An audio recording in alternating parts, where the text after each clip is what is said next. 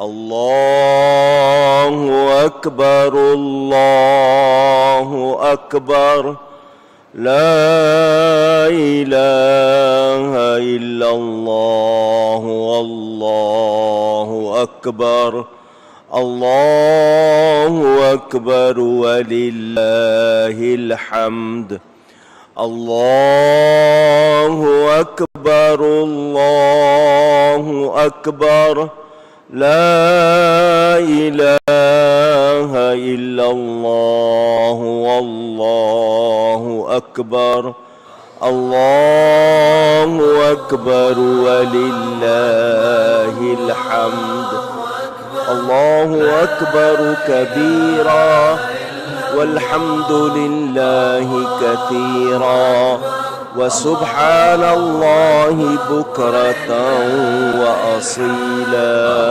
والصلاة والسلام على رسول الله دائما أبدا، تاکہ آپ کی ایمانی تازگی ہو اور آپ کو خوشی بھی ہو۔ حضور اکرم صلی اللہ علیہ وآلہ وسلم کے ارشادات: روزہ دار رمضان کے روزے پورے کر کے جب عید کی نماز کے لیے اجتماع میں آتے ہیں، اللہ تعالی فرشتوں سے فرماتا ہے، یا ملائکتی، اے میرے فرشتوں، ما جزاء الاجیر، اس مزدور کو کیا بدلہ دیا جائے جس نے کام پورا کیا، محنت پوری کی ہے۔ فرشتے عرض کرتے ہیں، یا اللہ کریم، اس کو پوری مزدوری دی جائے۔ کیا دی جائے؟ پوری۔ اللہ تعالی فرماتا ہے، مجھے میری عزت و جلال کی قسم، یہ آج جو مجھ سے مانگیں گے میں ان کو ضرور دوں گا۔ جنہوں نے رمضان کے روزے رکھے، آج عید پڑھنے جمع ہوئے ہیں، یہ آئے ہیں، میں ان کو جو سوال کریں گے ضرور عطا کروں گا۔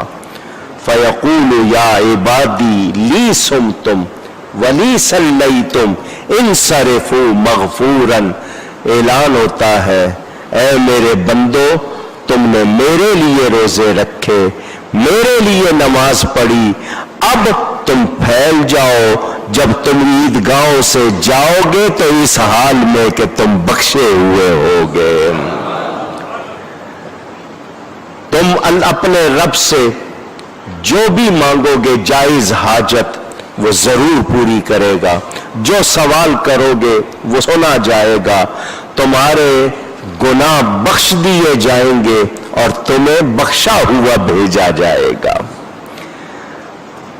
روایتوں میں ہے، فرشتے عید کی صبح فجر کے بعد گلیوں میں، گلیوں کے کناروں پر، کوچوں میں ندا کرتے ہیں، یا امت محمد صلی اللہ علیہ وسلم اخرجوا الى رب کریم یعطی الجزیل ویغفر الذنوب العظیم، اے نبی کریم صلی اللہ علیہ وسلم کی امت، نکلو اپنے گھروں سے اپنے رب کی طرف، وہ تمہیں جزا عطا کرے گا اور تمہارے گناہوں کو بخش دے گا۔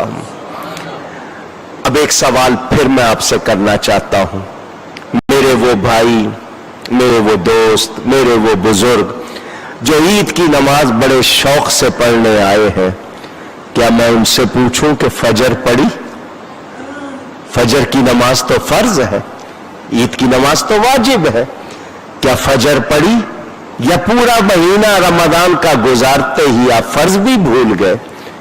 اگر ہم نے صبح کی پہلی نماز فجر ادا کر لی تو گویا ہم نے شیطان کو شکست دے دی۔ اب پورا دن ہم شیطان سے لڑ سکتے ہیں، اور نہیں پڑھی تو شیطان سارا دن ہم سے لڑے گا۔ سوچیں، مجھے اور آپ کو عید ملی ہے تو عید کس کی ہے؟ عید اس کی ہے جس سے رحمان راضی ہو جائے۔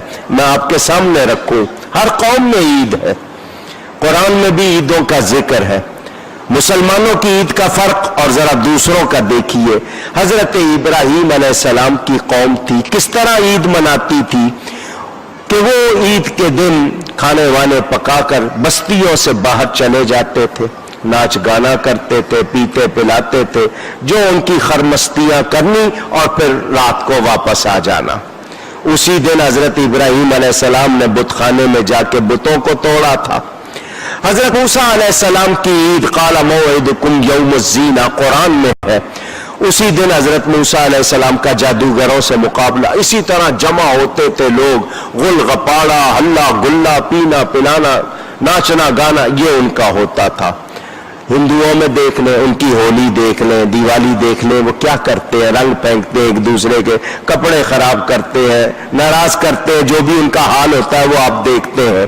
یہاں ذرا دیکھیے، مسلمانوں کی عید دیکھیے، یہ نہاتے ہیں، صاف ستھرا لباس پہنتے ہیں، خوشبو لگاتے ہیں، تیار ہو کر ظاہر کو اجلا کر کے، حالانکہ پورا مہینہ باطن کو اجلا کیا، اب ظاہر کو بھی اجلا کر لیا، اللہ کا نام جپتے ہوئے عیدگاہوں میں جاتے ہیں، اللہ کا نام لیتے ہیں، اس کی نماز پڑھتے ہیں، اس کی بارگاہ میں سر جھکاتے ہیں۔ تو آپ نے دیکھ لیا، کافر کی عید سے شیطان راضی ہوتا ہے، مومن کی عید سے رحمان راضی ہوتا ہے۔ اب آپ نے فرق پہچان لیا تو اصل میں رضائے الہی حاصل